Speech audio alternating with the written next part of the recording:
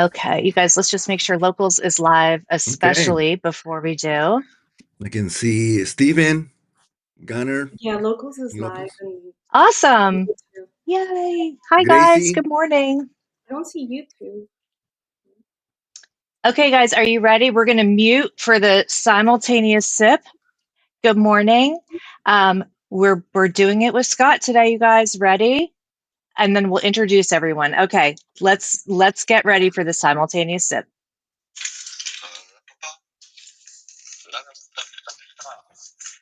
Good morning, everybody, and welcome to the highlight of the entire civilization. It's called Coffee with Scott Adams, and if you didn't think it could get any better, surprise!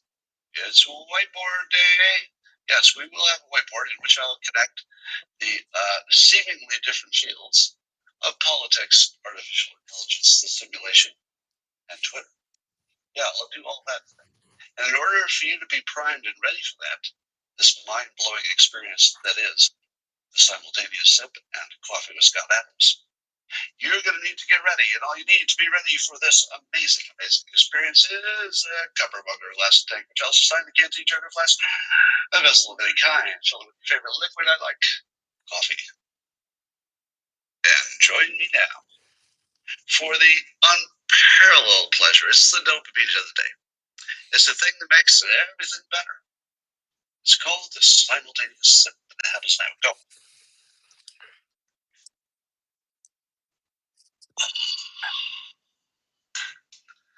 That, ladies and gentlemen, is amazing. I'd like to start with a helpful tip. Have you ever bought anything on Amazon? Well, if you have, and you've bought more than one thing, you may have run into a situation I run into often. It's called the scale problem. As in, I think I'm buying a big old bag of something, and it shows up like it's a free sample. How many times does that happen to you? You buy a chair for your living room, and it shows up it's a Barbie chair. You're like, that looked like a real chair. In my defense, I did not check the specs. It looked like a chair. It said a chair. I bought the chair. It just happened to be 2 inches tall. Well, this brings me to my recent purchase, which should have been about this tall, about this wide, the big one. But when you look at the little picture, it looks exactly the same. And so I suggest the following human interface improvement for Amazon. Jeff Bezos, if you're listening, I suggest this. In any situation in which there might be any potential ambiguity about the size and scale of an object, it is not good enough to include it only in the description, which you must click. You must also have a human hand in the picture, preferably the same human hand. Because if this had a human hand in it, I would know exactly how big it was every single time. And how hard is it to put a hand in a picture? Not very hard. You can even digitally add it just nearby. Hand, picture. So please, user interface developers at Amazon, who are, by the way, some of the best in the world. Amazon has some of the best user interface. But that one thing bites me in the ass about one time in five, probably literally. I just get some weird size. All right. I miss him, you Beautiful. guys. I can't believe it's another, that we're into another week now. And it's not getting easier, obviously. How do you guys quickly, feel it's not easier? No, I think it's harder now as Mhm. the days go because you realize the weekend we didn't have coffee with Scott Adams, and how many decades is that? Like it was one decade without that. So it hit me hard yesterday. I think I told you guys, but uh, Mm-hmm. yeah, it's not easy. It probably will get easier with time, but he is forever. I saw a post or a reply online saying, "Oh, I'm gonna be sad when people forget Scott." No, people are not gonna forget, and we're not gonna allow people to forget Scott Adams. That's right. He's unforgettable. Serge. Oh, you guys, I'm Ye- sorry. I'm mm, Erica. Marcella just spoke. We have Sergio below with the beanie, the Scott Adams beanie, which is back for sale, you guys, by popular demand. mhm. Kevin Summers is joining us today, and the Yeah. voice of Owen Gregorian. Good morning, everyone. Sergio, do you want to say something about that? About Owen No, or about how it's not easier and it feels almost oh, harder now. well, I'm a pro at this, unfortunately. I'm a pro and I've been through it with the strongest ones. And I gotta say that Scott's advice of putting yourself into a service, being useful, and honoring that person's legacy and transition too. It's the most important things to do to stay sane because it's not gonna get easier. We all have to get stronger. Okay, is Jocko Willing is the best at it. He has a beautiful song on this that I played over and over again when that happened. Marcela, do you not remember the name of the song? Because I forgot the name of the song Maybe you that can Jocko post Willing. it in the Yeah, notes later. Post it later. Yeah, Jocko yeah, I posted. gone through lots of, Hmm. he's a Navy SEAL. He went through Afghanistan and the Iraq War, and he has a lot of advice on grieving. Hmm. Yeah. Yes, and yeah, so I think we are it's been helping a lot, you guys, like talking to you guys and I'm so happy to see Kevin, by the way. Kevin is one of the OGs in the chat, and everybody knows Kevin. And Good Kevin to has see been you. very supportive with me for a long time too, and I appreciate that, Kevin. Thank you. You He's bet. he's known Good as to see you. Kev in the I go local. by Kev on locals. Yeah, it's been Um, tough, and I yeah, keep reminding myself of some of Scott's reframes on death and grieving and loss. And um, I lost my mom about a year ago, and it was super helpful, and just using his own advice on him has been just sort of a saving grace, I'll say. Owen. Smile, smile that I got to know him. Yeah, Yes. well, I mean, I'm Owen. sure it certainly hit me hard, and I'm still going through it. But I was going to say the same thing that I think SJV just posted one of Scott's segments on getting rid of anxiety, but it really focused on getting ready for a loss and like a loss is coming. In his case, he was focusing on like the death of a pet because he knew that he would have to deal with Snicker's death coming up, and um, so he talked about how you could prepare for that, and a lot of it was the reframe about it being an honor and a privilege to be part of it. Yeah. Um, but it's worth seeing. I think I reposted that from SGB on my timeline this morning. But that sort of thing is helping me. I mean, that is really how I'm thinking about it. Is that it's been an honor and a privilege to be part of the process and just to be helping to keep Scott's legacy going. So that's what I'm focusing on. Yeah, that's amazing. You guys on all the platforms listening, if you hear us mention someone's name like Jocko or SJV, if you guys would in the chat, can you at them so people can say, oh, who's Jocko or who's SJV or whatever we're talking about? That would really help the others that are watching the chat to know who these people are and perhaps follow along. So I like that. You guys shared that. I was having a really bad night last night, some of you know. But if this is like a great time and Kevin has decided to do a reframe for us, so listen, we can reframe anything as Scott has taught us. It's so important. And all you have to do is think about reframing whatever situation you're in and create it. If there isn't one written in his book, create it. So I'm going to hand it over to Kevin. He's going to tell us what page in your reframe your brain book, and let's get a reframe, and then we're going to go right to the news with Owen and Marcella. Okay, so thanks, Kevin. Take it away. You bet. Thank you. So we're going to do the wanting versus deciding reframe today. And this is like the third page of chapter 2. If you have the soft copy, it's page 15. In my own little hierarchy of reframes. This is like a big daddy reframe upon which many, many reframes hang. So I absolutely love this wanting versus deciding. If you want something, you might be willing to work hard to get it within reason. But if you decide to have something, you will do whatever it takes. Usual frame, I want to do something. Reframe, I've decided to do something. If I were to make a list of all the business startups and other money making schemes I've worked on during my career, and then divide that long list into what worked out well and what failed, there would be a pattern. You wouldn't notice the pattern, but I would. The efforts that failed were all ones I wanted to succeed, and I worked hard to make them succeed.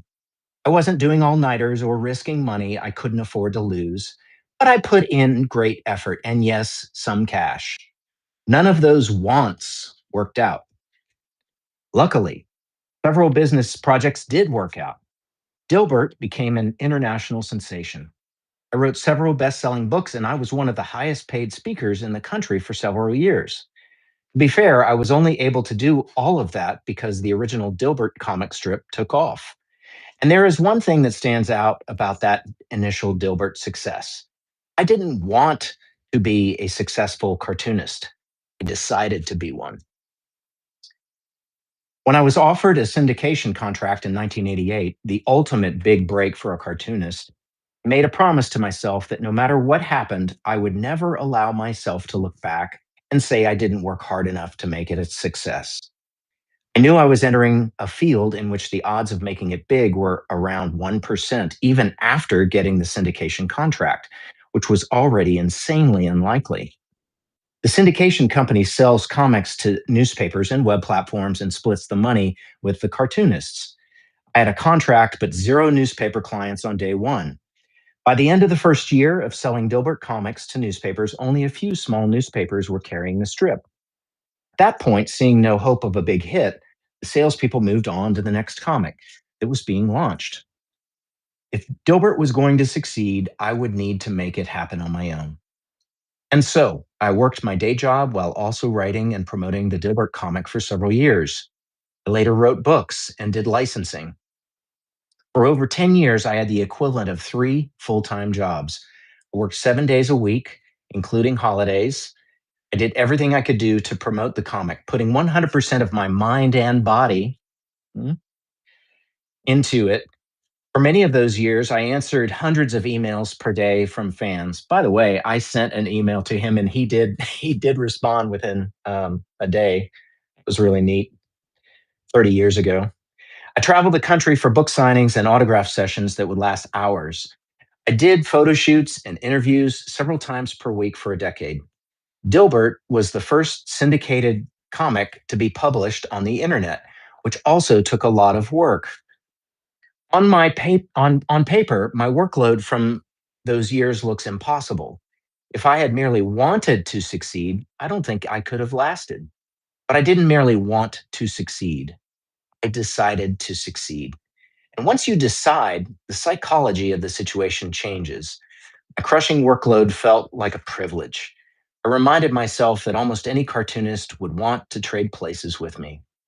It was never easy and it was never painless, but I was unstoppable because I had succeeded, had decided.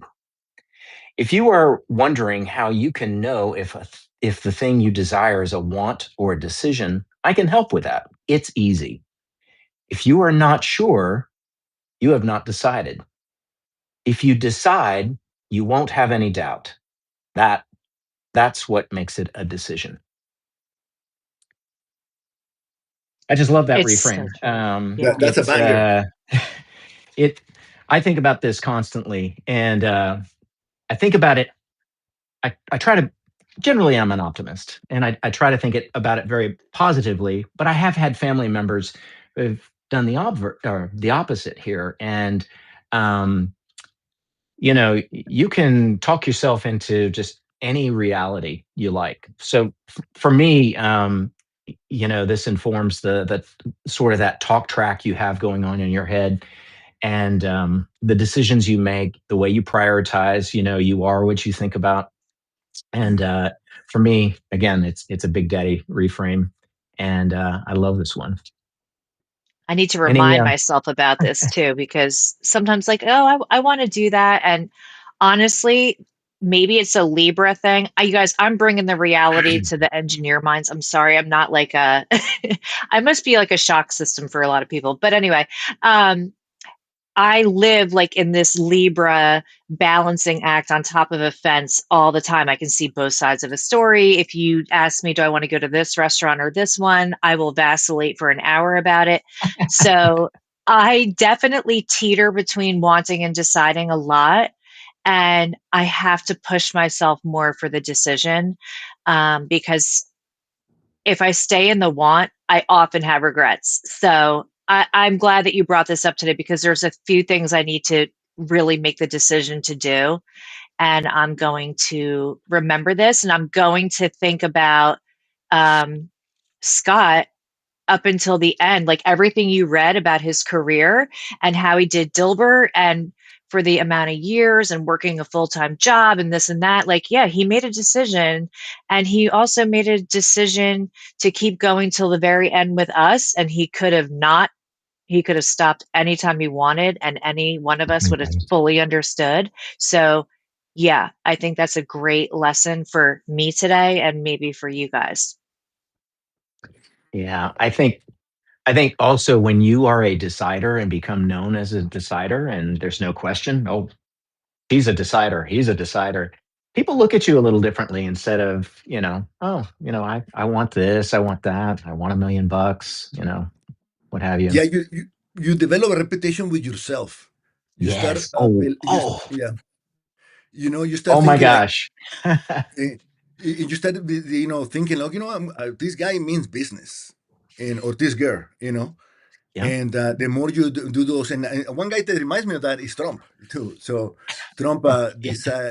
if you read the Art of the Deal, you know that is when he goes from wanting to deciding. Basically, when Hmm. he says Greenland might be nice, that means that he decided to have it. So that's I don't know. I wanted to inject that because it's happening right now. So, oh, Erica, I cannot hear. I just said, yeah, I Oh. agree. Does anyone else want to expound on the reframe? I think there's a I lot of yeah. deciders within the group, because this is a very, you know, intelligent, successful group of people Scott has cultivated. But I think we, in some aspects of our life, we are still sitting on the want instead Mhm. of deciding. So maybe Yeah. everybody today, your homework could be like, what's something I've been wanting to do and I haven't decided Mm. to do it? And then either make a decision that is worth the decision, or let it go, and then like figure out what else you need to do to get where you want to be. I'm going to do that today. I actually have a I couple of love things I'm that. going to take off, and then a couple of things I'm going to make the decision. So I'm I'm going to do looking Post the it, forward same to it. thing. I'm and going to do maybe the people same can thing. post it. They can post it online. Hey, Erica, I love actually, that assignment, like a homework publicly assignment. sharing those commitments, as we know, sure helps. Mhm. I like Yeah, that I mean, idea. I think one thing I would add to it is just you need to be careful what you decide on. I mean, because Mm. the frame we're talking about here is a real commitment. Like you're going to do whatever it takes to make this happen, and so you can't do that with everything. You can't just be like, well, now I'm a decider, so everything I decide, I'm going to do, and like that doesn't work, right? You have to be selective about probably only one thing at a time, really, of Hmm. saying, I'm going to make this thing happen and I'm going to put aside whatever else and sacrifice whatever else I need to make that happen. And so I think that's an important part of it.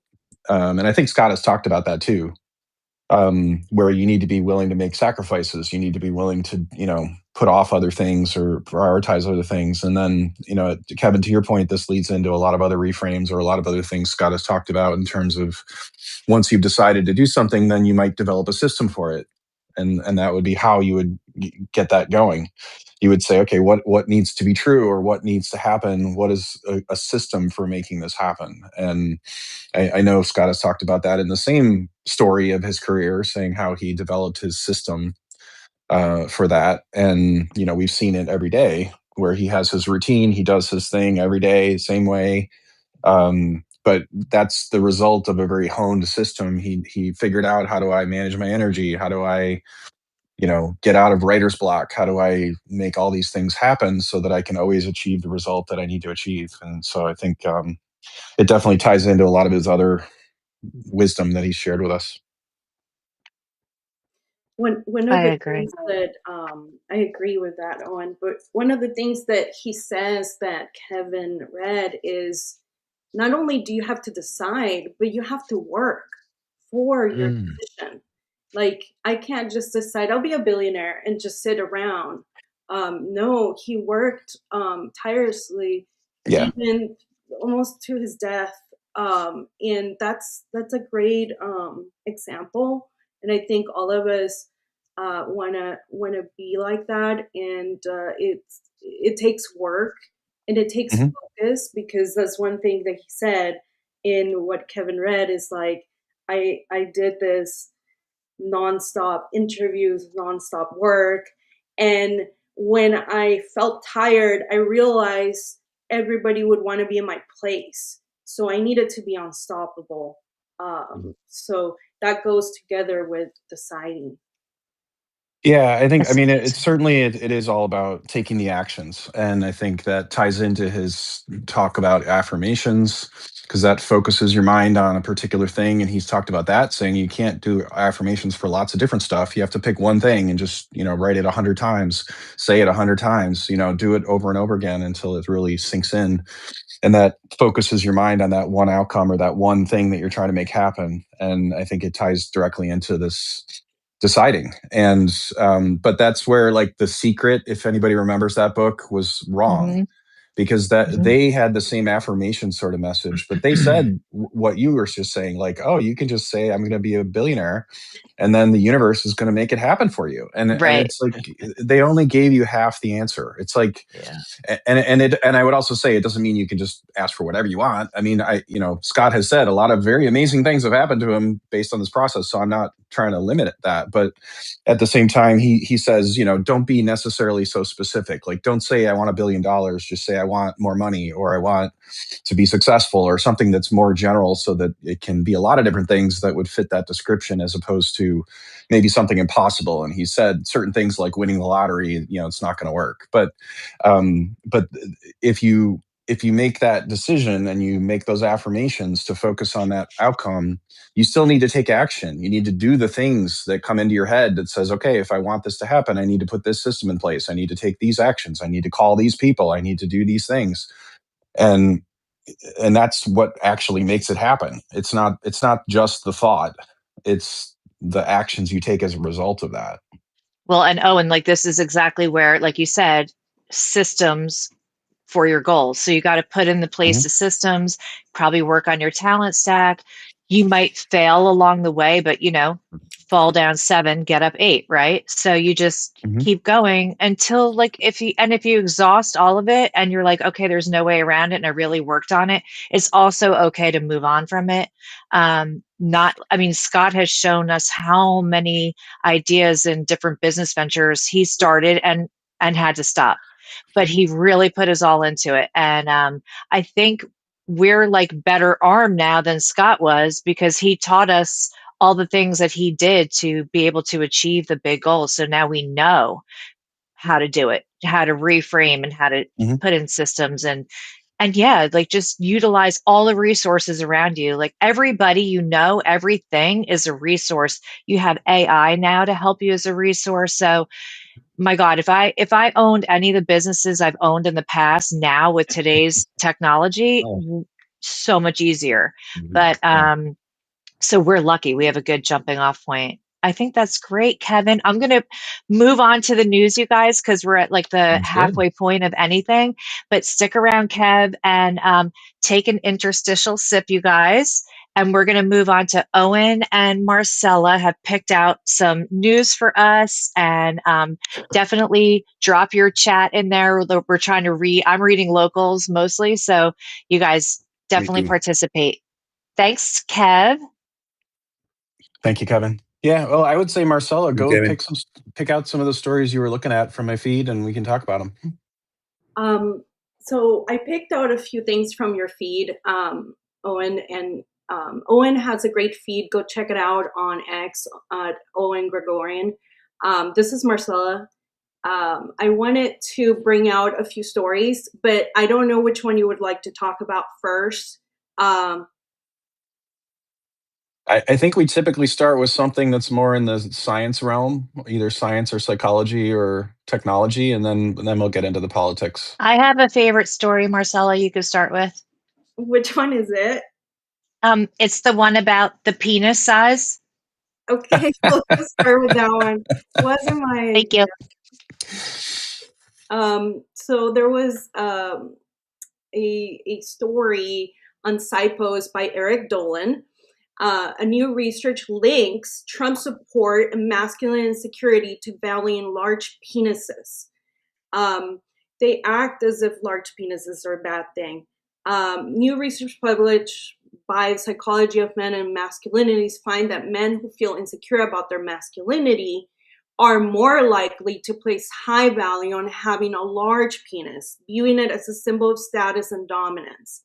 The study author Cindy Harmon Jones, a senior lecturer at Western Sydney University, explained the motivation. Men seem to have a lot more admiration for large penises than women do. Anecdotally, I observed that men who admire large penises seem angry and hostile. So, put it in the chat. What do you think Scott would have said about this? I think there's 3 words that he would have said. And if you could put it in the chat.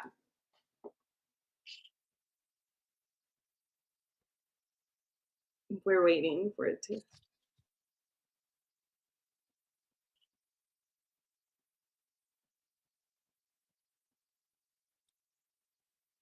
Well, Andy got it right.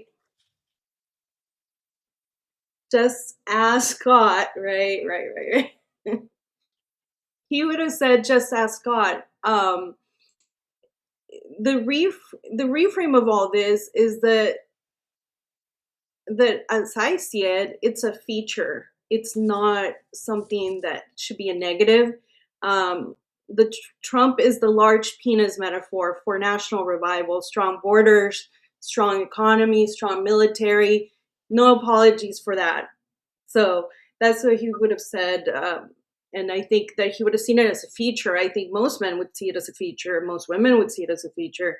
The fact that Cindy Harmon Jones, who I don't know, thinks it is hostile and also has to study it. Why would you have to study something that you could just ask everyone, not just Scott? So. Yeah, I wonder how that grant proposal looked and what they were thinking when they approved that study. It definitely seems like, I mean, the phrase I remember that was big for a while was big dick energy. And I think that's probably part of at least the meme part of this that has gone through our culture. It does seem hilarious to me that like people who are not supporting Trump and are somehow not valuing large penises. I kind of wonder what that says about them. But I also understand that like men would obviously care a lot more about women or about that than women because they're the ones that have the penis and they only have one size, and so it's natural to compare against other men and worry about that and then have those insecurities. So it would be kind of obvious to me that women wouldn't care as much about that. But I guess it depends on the woman how much they care about that. But it may be that I would wonder if they went as far as correlating the actual sizes of Trump Uh, supporters versus non-Trump supporters too. well, like somebody just wrote in the locals chat, who funded the study? And then like Mhm. imagine this woman being like, I'll do the story. She's like, I got it. But I love it. And someone just wrote like, today in backwards science. I mean, yeah, it's all the things. Yeah. Any comments, Sir George Heaven?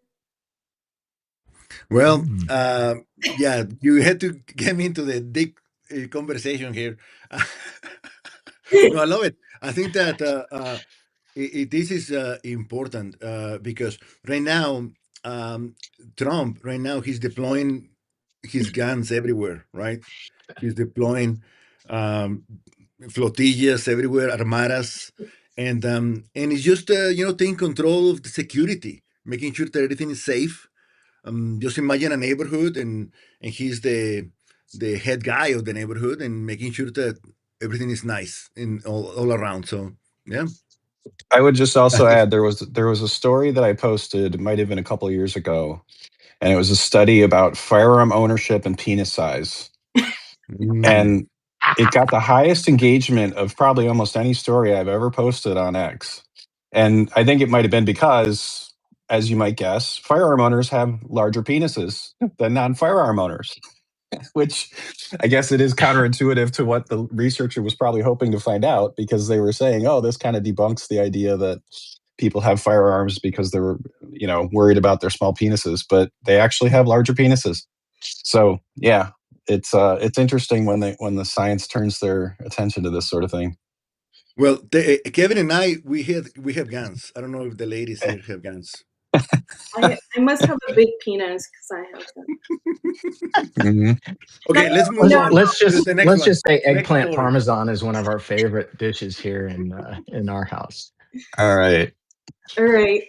The other story that I saw, and a lot of us are are going to be concerned. We people that have jobs, people. The majority of us have jobs. Jonathan Ross, the founder of and CEO of an AI chip company named Grok. Is that how you pronounce it? GROQ? Yeah, it is, but it's spelled different, obviously, than the Yeah, GROK. Yeah. yeah. And basically, what he said in his interview is that AI won't destroy jobs. It'll create a massive labor shortage instead of the opposite. And he pointed out three things: huge deflation, people working less, and explosive creation of new jobs. That's key.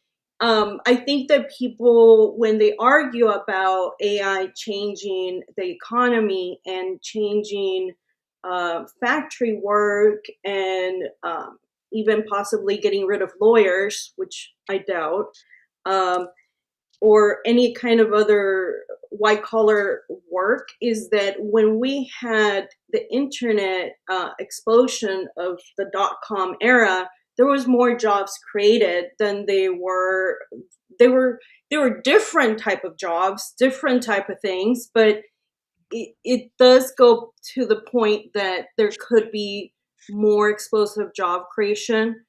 And what he does highlight, and I don't know what your thoughts are on this, everybody, but he says we're not going to have enough people, which I guess can go to Elon Musk and all the other points of population and depopulation. I was reading Wall Street Journal this morning, and one of the stories was that China is shrinking in sorry, I'm going back to the first story.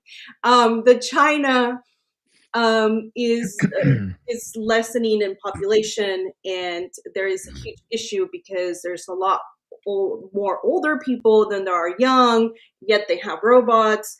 And that's just one of the economies. We have the same issue here. So he might be right. I'm not sure if it's because of AI will lead to more jobs, which is why we will have not enough people, or is it just because of the population going down? So, thoughts? Well, I I want to think chime there's in. Go ahead, Owen. Sorry. No, well, please. well Everybody I all at think once. there's Everybody all. there's an argument to be made for what he's saying. That I certainly think as AI and robots make things, as they gain capabilities to do work, they will make things cheaper. At least I think so. I mean, there is some debate about how much it costs to do all this AI and robot stuff, but I think generally speaking, if you have a robot working 24/7, you can probably produce a lot more widgets for the same price as if you hired a person to do it.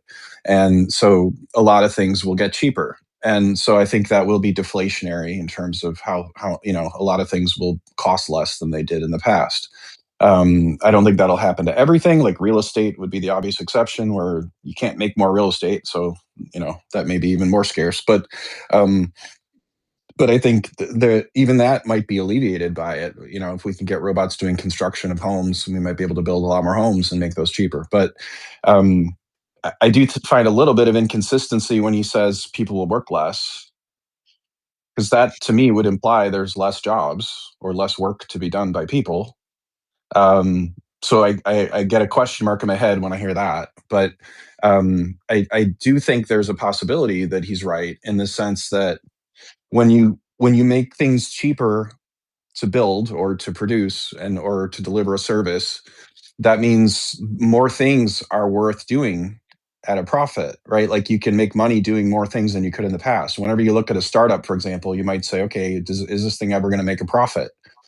Are people actually going to pay the price that they would need to pay for this to be profitable, to be sustainable as a business? And every business really has to look at that. Like, are customers willing to pay the price for this product or service? And so the lower you can make that price and still be profitable, the more businesses you would say, yeah, that's a good one. That'll make money. And so I think there would be a natural trend that would say businesses you might have said, no, that's never going to work before, you might say, you know what, now it would work. And so more things would potentially be possible in terms of starting new businesses and having additional products and services that wouldn't have been profitable before. But now that we can automate a lot of it, it is profitable. So I do think there's a lot of potential for that. And I really hope this is how things go. But I would point out that it would probably still shift the types of jobs that would be available. Because if I make all these assumptions about how things are going to go, a lot of types of jobs like manual labor and repetitive tasks and simpler things, even writing and some of the things AI can do, you're not going to need people to do those things anymore. And so you'll need people who know how to use AI and who know how to come up with the ideas and to guide the AI and to review the output of the AI and to just do all the things, like the creative things, the humor things, all the things that machines can't do still, and I don't know if they ever will be able to do. So I think it'll shift jobs in that direction, and that means some people might be very busy because they have those skills. Other people might have a hard time finding a job because all they could do is manual labor. So I don't know if it's going to work for everybody, but it'll probably work for some people. Yeah. I mean, Greg Gutfeld just said the other day to Scott that he had AI write the summary of his book or the first chapter of his book. And he's like, oh my God, it was really good. Mhm. So, yeah, I mean, I think you're right. I think that's a way that all the creative minds could really have a job too, because AI is all about prompting, like Sergio was teaching us. And by the way, Sergio, you've created an army of memers, and you Lemurs. guys, they're so good. Everyone's doing so good. Okay, sorry, back to your story. All right. Well, Kevin, I think you wanted to jump in on this too. Yeah, I work in this domain very closely, and I think it's going to be profound. The change, it is going to be a disruption, but in many ways, we're going to be more productive. It's just like the same as it ever was. Talking heads, anybody? Um, New tech, it's going to enable people to be more productive, right? Yeah, your job is going to change. Yeah, you might be able to do what took 3 or 4 or 10 people to do. You might be able to do with one person. Um, but I think I take the David Sachs sort of glass half full kind of position. It's going to be a profound positive advancement. I do think, just like you should always question numbers or what you're reading, people need to cultivate this critical assessment of, huh, this AI has given me this answer. Is that true or not? So I think it's going to be important that in education, young folks are taught to think critically about the results that they're getting. I know personally, with code generation, you don't rely on a single tool, right? You're actually relying on a couple of tools, and you're weighing how these different tools, which tool is yielding the best results. And when it comes to software, a newbie software developer doesn't have sort of the experience to understand, hey, yeah, I got the basic functionality to work, but there's, all the robustness, the reliability, perhaps security things that an experienced developer would be able to frame out, in a in working with AI. So I'm very bullish. I think it's going to be an age of immense productivity improvement, All new right. types of jobs. The Mhm. point, it reminded me, something that Erica said right now reminded me of something Scott would have said. And it was regarding art and music, and how we would deal with it coming from AI. Would it be the same, or would these people still have jobs? Because when you have an artist, you have a musician, you have a movie or something else, it's not the same if it comes from a human than it comes from a Mhm. artificial intelligence. And so I thought that maybe those were one of the few jobs that would stay around, because there was, Scott liked to play drums, and he talked about drummers and how he realized that the best drummers didn't follow any of the rules. So they weren't perfect per se, but they were, um, just created their own rules. That's not something that maybe AI will eventually do that, but Mhm. it's just a thought Yeah. that No, that I think you're right, but I would even extend it beyond just artists. Like I do think that for music and art and other things that people are still going to have those jobs, and they're still going to people are going to value human work in those fields more than AI or robot work. And I agree with that. I think a lot of other white collar jobs and other types of jobs will also, like even manual labor jobs Mhm. will still have a place for the artisans. They'll have a place for the real masters.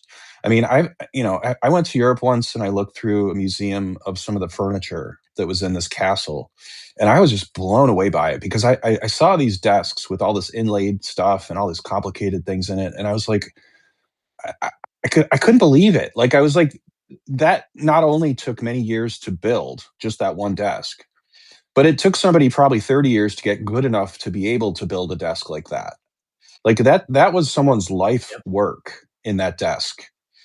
And no machine can produce that. I'm sorry. I mean, you might be able to duplicate it if you really, had some laser 3D thing to try and replicate it, but it probably still wouldn't be perfect. And it wouldn't have that artistic flair of like, this is a unique desk with this unique artistic thing. And so I think the same is probably going to be true to some extent within all human interactions. Like you already had the experience of saying, oh, great, I'm talking to some computer right now on the phone, right? Like you hate it.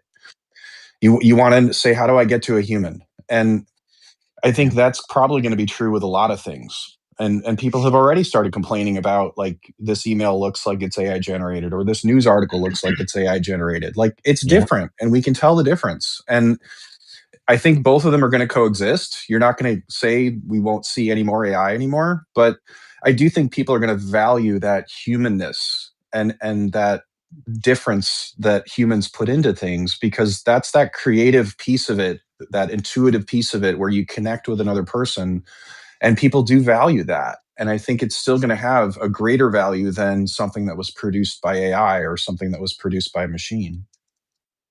I think I too. see both sides of that as the Libra again, because I think our prompting is going to have to get better, because I feel like you could tell AI to carve that desk and to make it look just slightly imperfect. And also, my huge gripe for the last 10 years, I've just been like on this tear that we're not making artistic things anymore. Like everything's like a dying skill. Like look at all of the all right, I love Bill Pulte, amazing, but he just built something right near me where Netflix is going. Netflix is moving to my town, you guys. Like I live in a very tiny town. Netflix is moving here.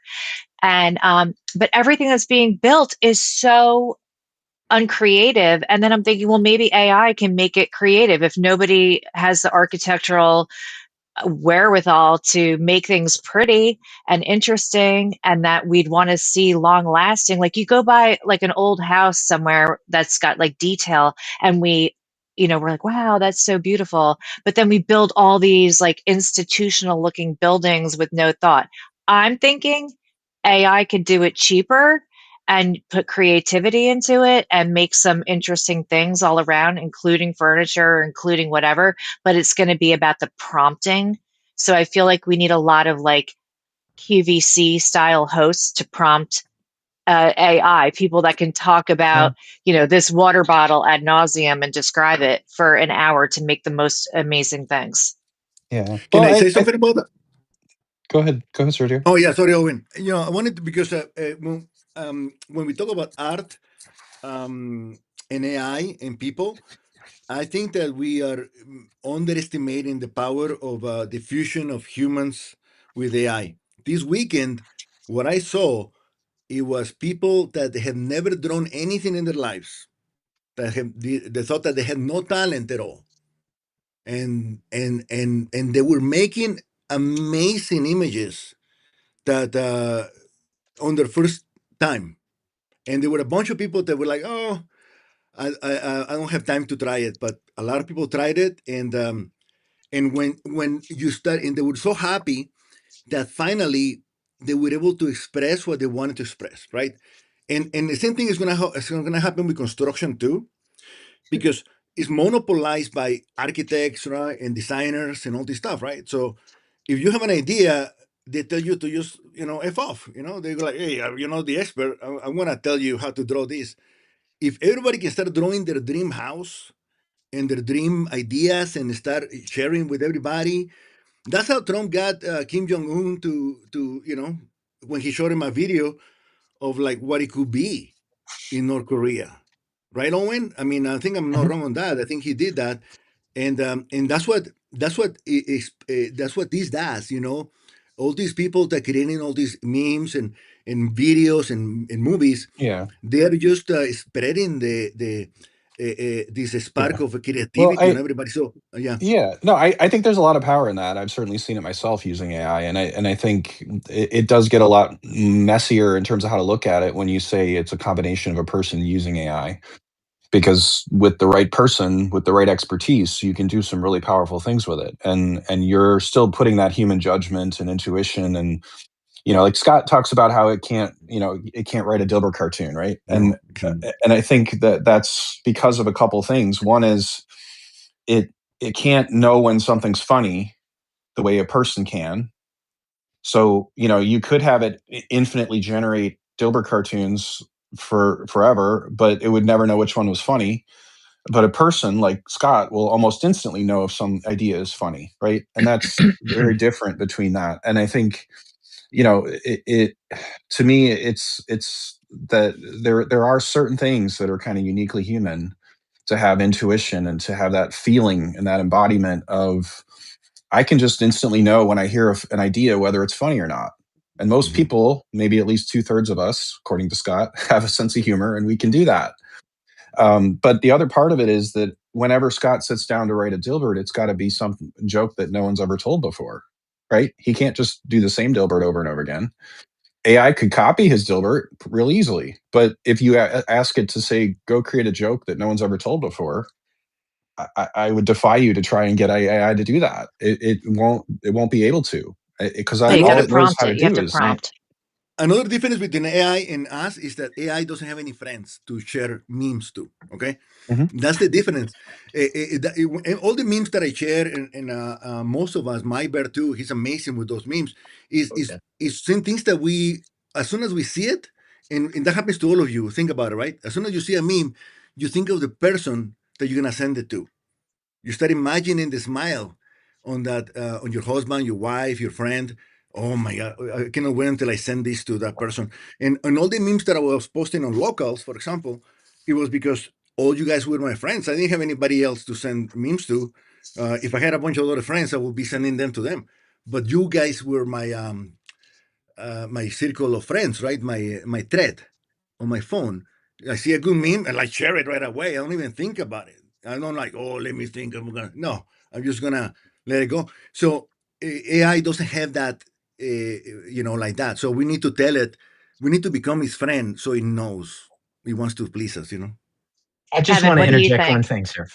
Um, Sergio, as typical, uh, had a gold nugget in there, and he said AI democratizes things for us. I've got a great example of this. A buddy of mine in an unnamed state uh, lives on a lake in a subdivision, and he teaches skeet shooting in his backyard. He's right on the lake, and apparently the homeowners association complained and sent him a cease and desist letter. And he took that letter and interacted with his favorite LLM, and lo and behold, came back with multiple rulings.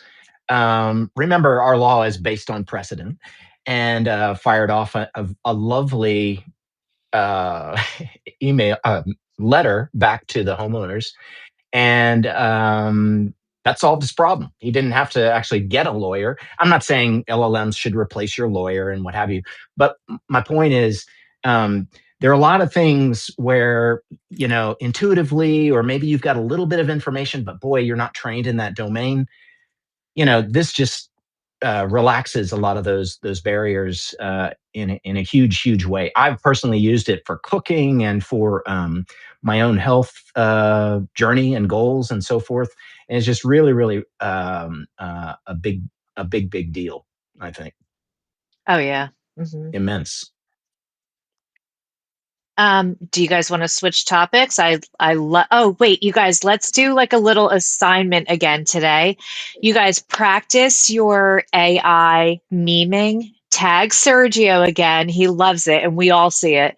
So why don't we try today to create something that we think is like a desirable home or building and keep adding and improving upon it with your AI. So, like, let it give you what you said, see how your prompts made it, and then say, okay, like, I like that, but change this and do that and post your, let's say, homes. Let's say, like, it could be crazy fantasy home, like on another planet if you want, but let's try to see what AI can come up with via our prompts to make a cool ass house that you might want to live in wherever you want. Okay, that's the challenge for today. Tag Sergio. Okay. And by the way, Okay. the ladies are winning here.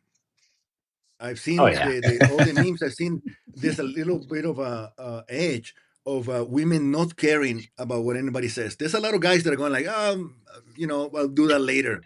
But a lot of women are taking action. So guys, start, Get rid of that focusing. embarrassment and just do it. Right. Yeah. Yes.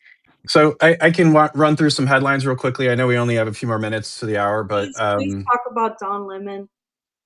I don't think I caught that one. So if you want to talk about Don Lemon, then go ahead. Okay, so real quick, I have to bring it to the forefront. Don Lemon, he just wants attention, and I mean, I guess Scott would say that's one of the main things to be persuasive, and he got it yesterday. He, with protesters, anti-ICE protesters, went into a Minnesota church in St. Mhm. Paul, Minnesota, while they're worshiping. Um, they didn't care that there was worship. They didn't care it's not a public place.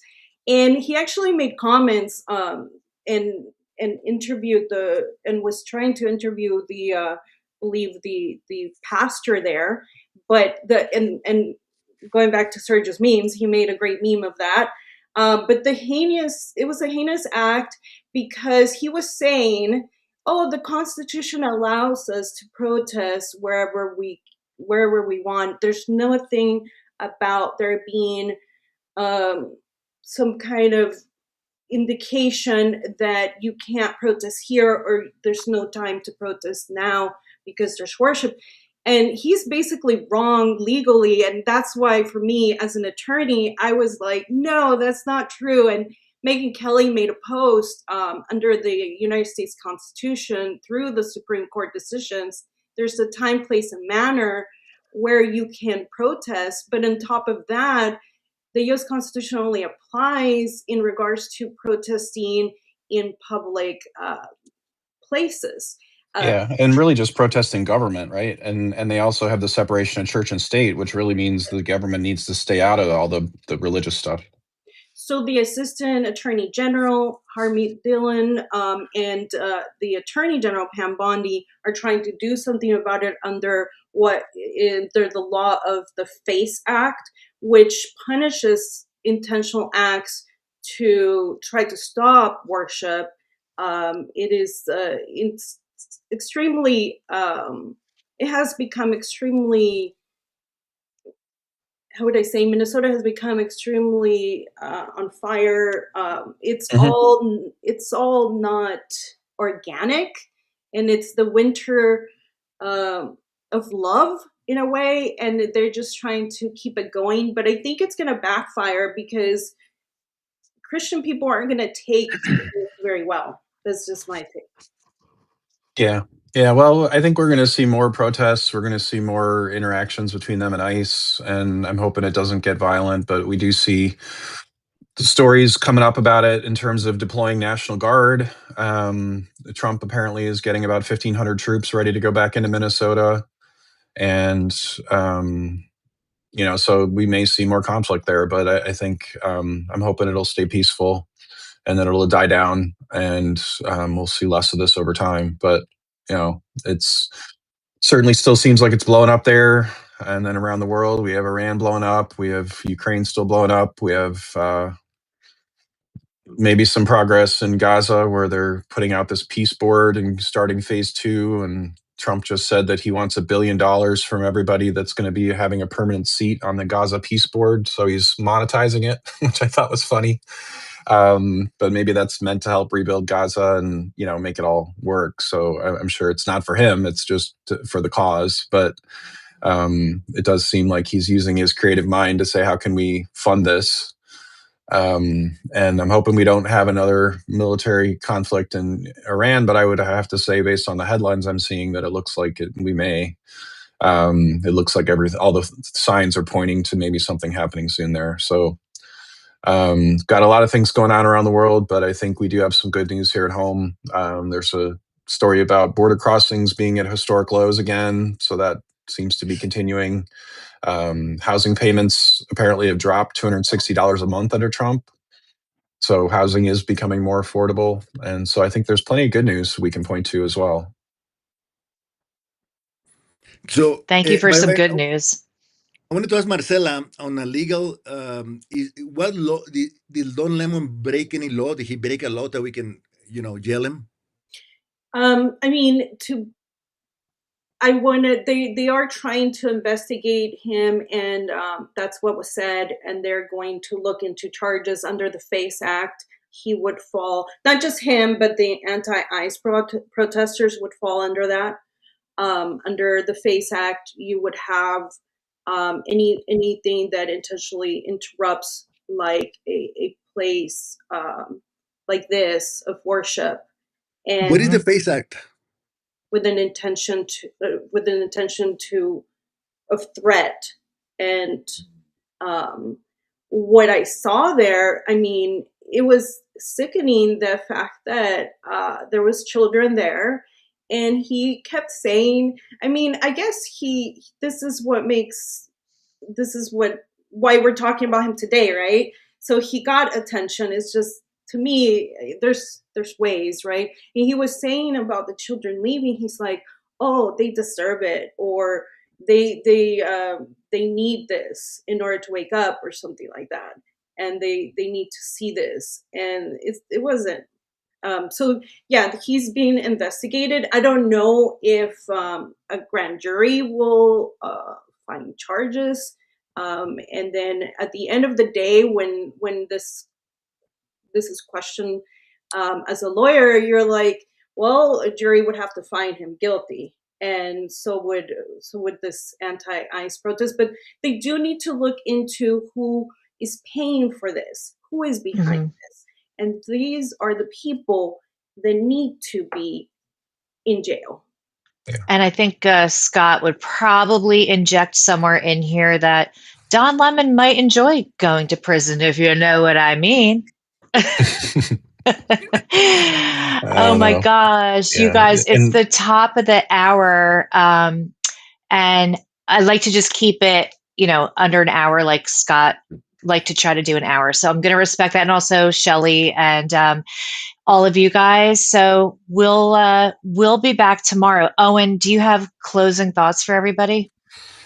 no, I appreciate everyone coming here and participating in this. And if other people have reframes they want to share, or other people that have been a big part of the community for a long time, reach out to Erica or me or somebody, and we may be able to get some other voices on here as well. Because this is all volunteer. We're just doing this because we want to keep it going. And I know not everyone can do it every day, but if there is a day that you can do it, maybe you can step up and be part of this too. So I appreciate everyone's help, and let's just keep it all going.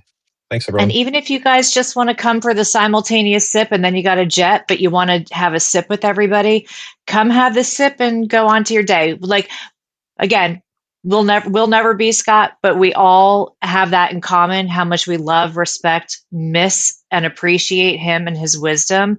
But man, there's so much of it out there. So if you want to commune with, Scott's friends and have a sip, please join us Monday through Friday right here. And Shelly, thank you so much for providing this stream to us every day. You make it possible. And Marcella, Sergio, and Kev, thank you so much. Owen, love you guys so much. And we'll see you guys tomorrow. And do your memes for Sergio of a dream house, okay? All right. Thanks, everyone. Bye, Thank Thanks, you. guys. everyone. Bye. Have a Bye. wonderful week. Gonna leave the stream.